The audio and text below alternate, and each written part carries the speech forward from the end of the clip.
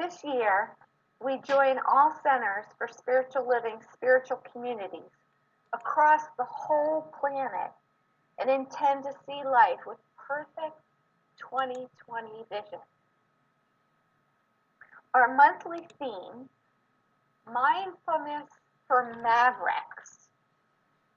By the way, a maverick is an individualist, a nonconformist, someone who listens to the guidance from within. From within. Our topic for today is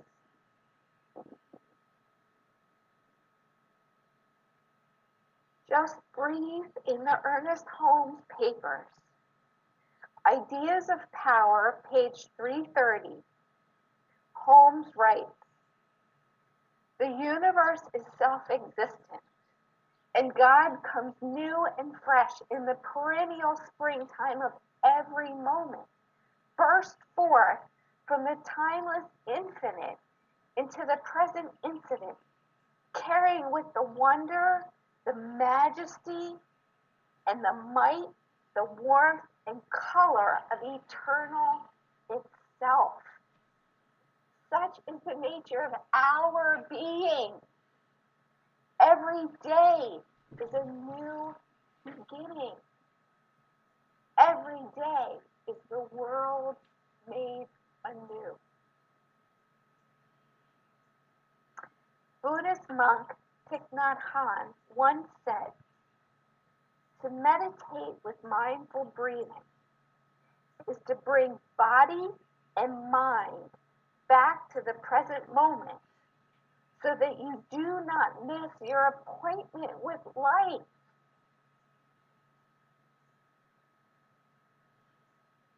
Let us use the power of our word to participate mindfully in creation.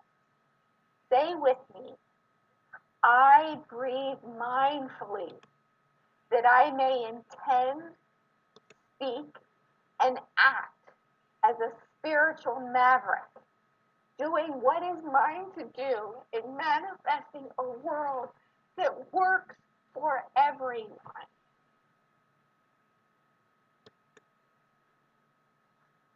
And now I turn this over to the very generous, the very kind, the very beautiful Dr. Reverend Kathleen Johnson. Thank you. Thank you, Jennifer. That was so heartfully read. I really appreciate that.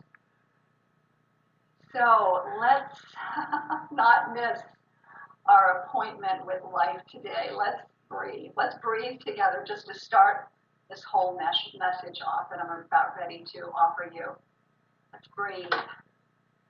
Let's breathe into the maverick that we are in truth. I love this word maverick. It's defined as an individualist, a free spirit, an independent thinker, a nonconformist, and a non-orthodox type person. And I was thinking about this, and isn't that what we are all born to be? We're all so unique. And yes, we all need to work together. That's really important. And we do work together when we truly connect with that deeper inner guidance. And so this month, where we're talking about mindfulness practice is the path to becoming the maverick, the inner maverick we are meant to be. That individualist, that independent thinker. And mindfulness practice is a way to break down patterns of thought, emotion, and action that don't serve us and don't serve our higher purpose, so that the gifts of the Spirit within us can be revealed, can be uncovered, and available to us as we co-create a better world together. So let's breathe. And our topic today then is just breathe. So the breath is life itself. The breath is spirit itself moving through us. It's way more than simply a biochemical process by which cells obtain energy and by which we release toxins. It's so much more than that. It is truly the movement of spirit in us, through us, and as us. It's called the prana. It's called ruach in Genesis, which means the breath of God, which gave life to Adam and Eve. It is that movement of spirit through us. It's life itself. So with every breath, that's why it's so important to take deep, long, slow breaths often, and to be mindful of how we're breathing. So today, that's my focus. My focus is all of these nuances about how our focus on the breath through mindfulness can truly transform our lives and help us be more available to what is ours to do on the planet. So breathing in, think about that when we talk about breathing in. Inspiration. It's the same thing, it's the same word. Inspiration. As we breathe, we inspire. We are in the flow of inspiration, divine inspiration. I was thinking how often I have that in my prayers, is to be an instrument of divine inspiration. And what does that mean? It means to breathe more deeply so that the flow of divine wisdom, the flow of the field of infinite possibility and potentiality that surrounds me and surrounds us all, is able to find a channel through us and as us. The breath. Isn't that awesome? It's just about breathing more deeply and consciously. The universe inspires, breathes me, breathes you. I love that song, The Breath of God is Breathing Me. It's a reminder of what the breath is. And we participate in that by allowing that breath to move through us in a more conscious and continuous and expanded manner. So breath or breathing is life itself, sustaining itself.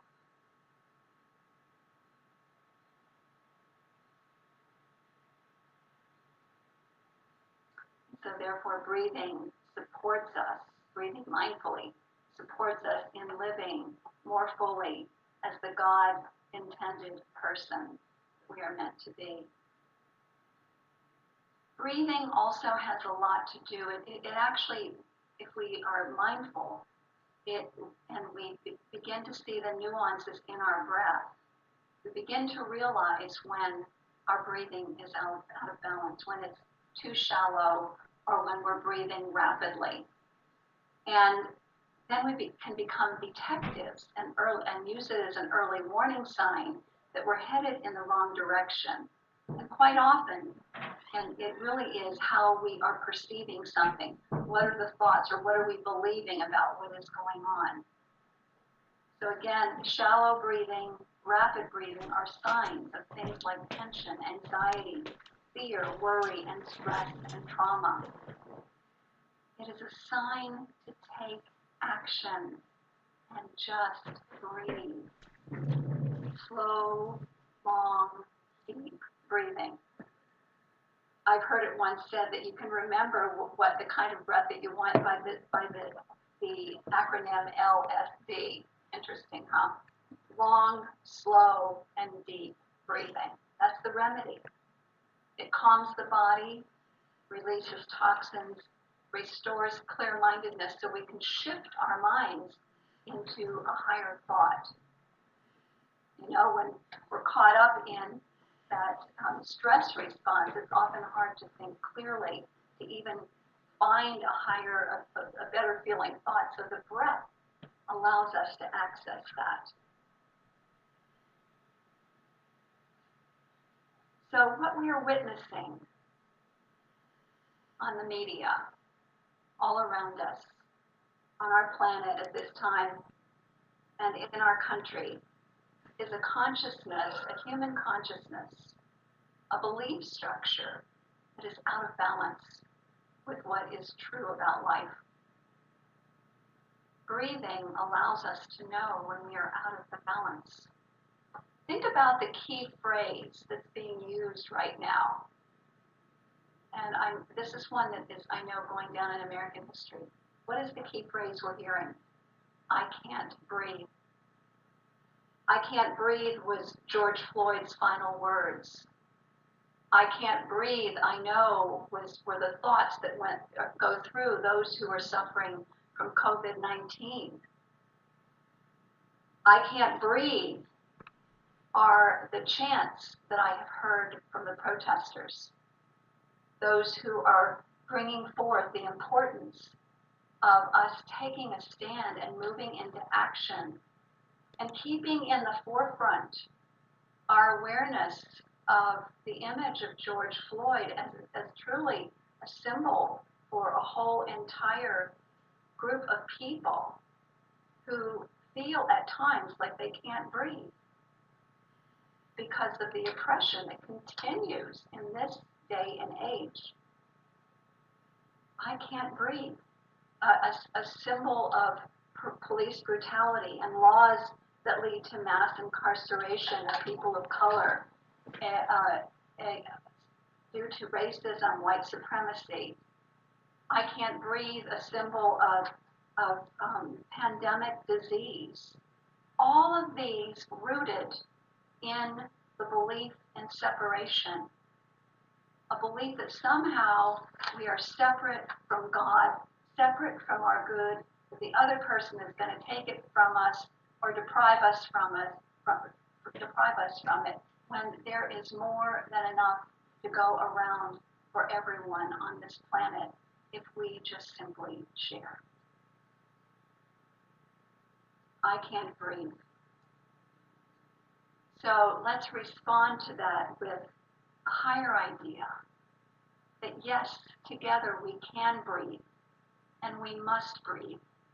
We must breathe with our brothers and sisters all over the planet, realizing that we are one human family.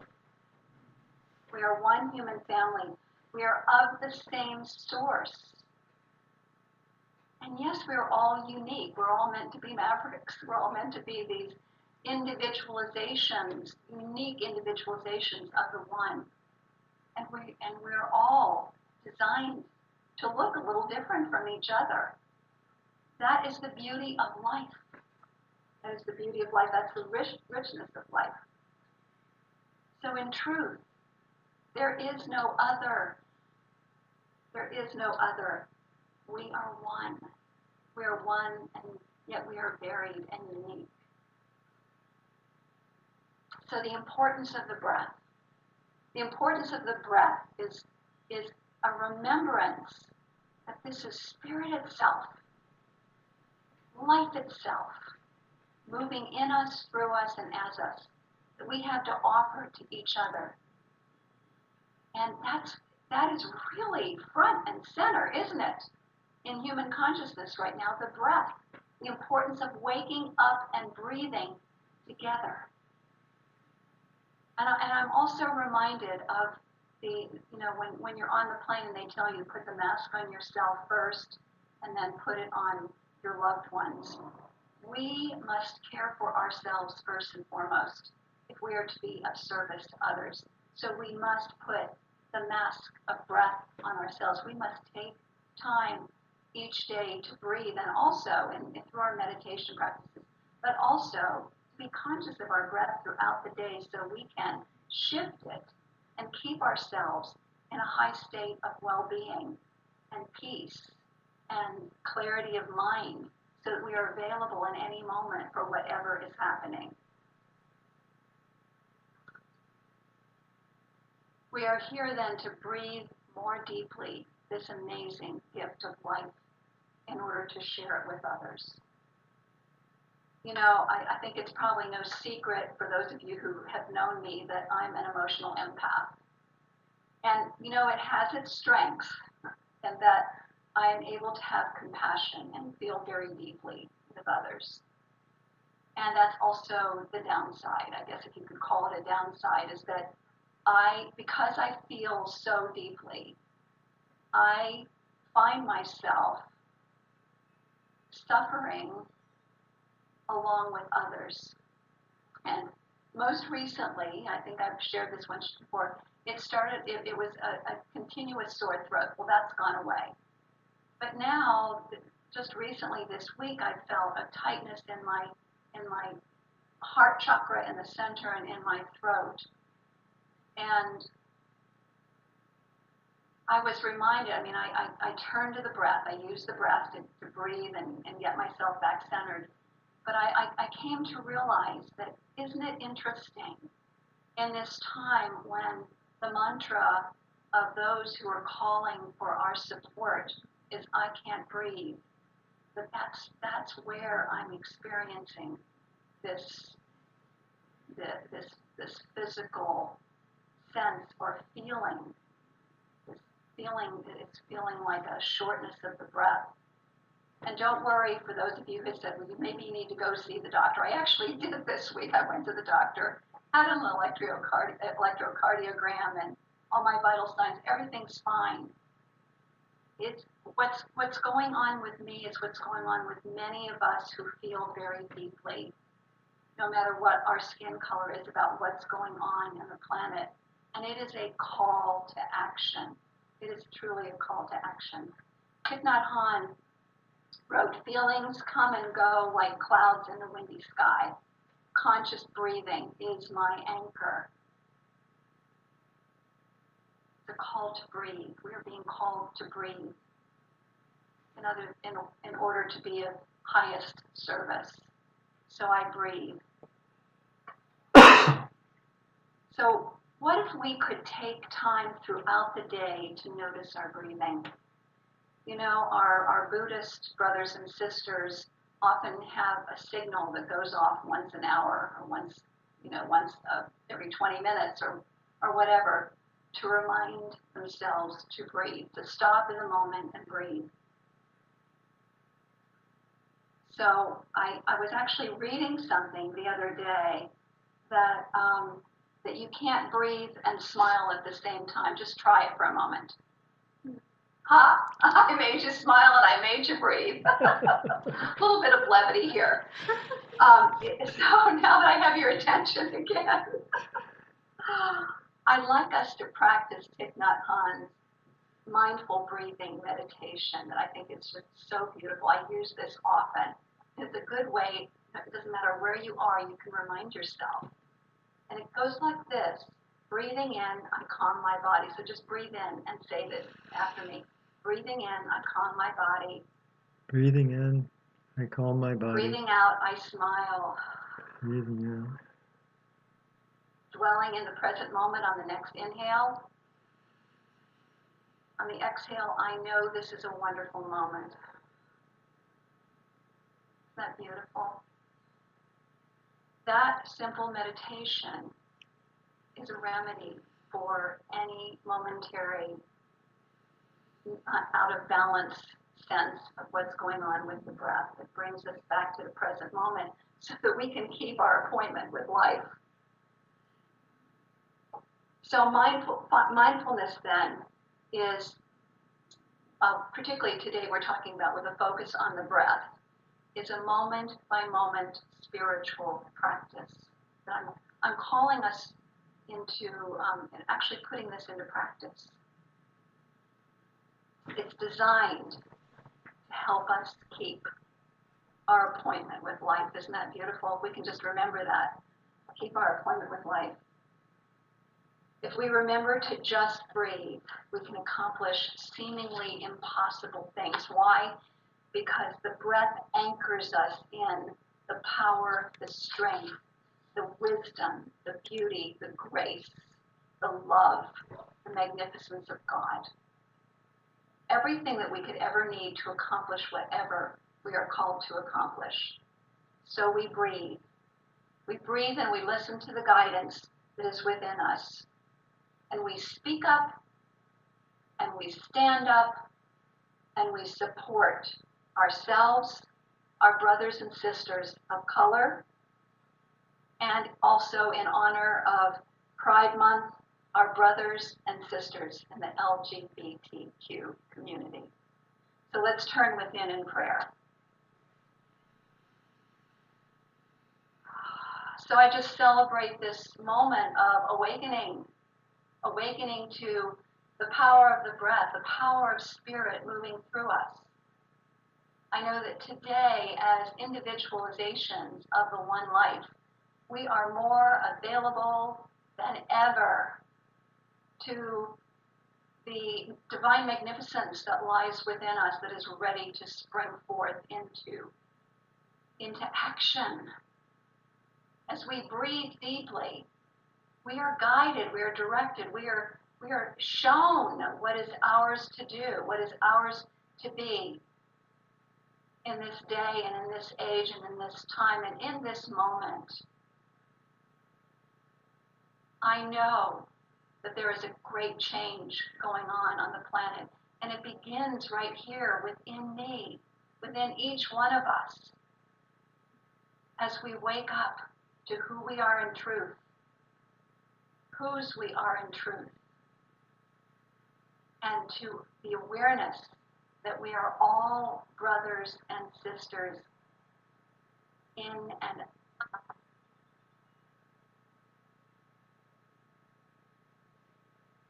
alive.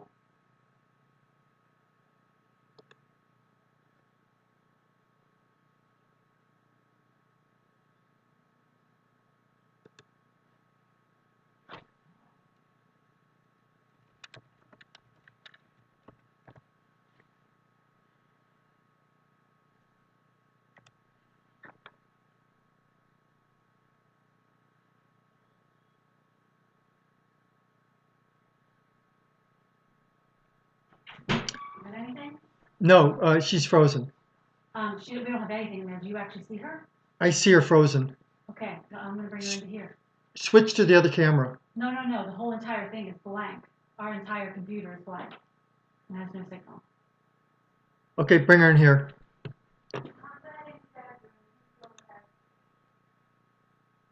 Hello? Hello? Our system seems to have fallen. Okay, I'm bringing Kathy. I'm bringing Kathy onto my screen. So my friends, I'm just gonna say together. I think I got the whole thing across. I released this word into the universal law of mind, and so it.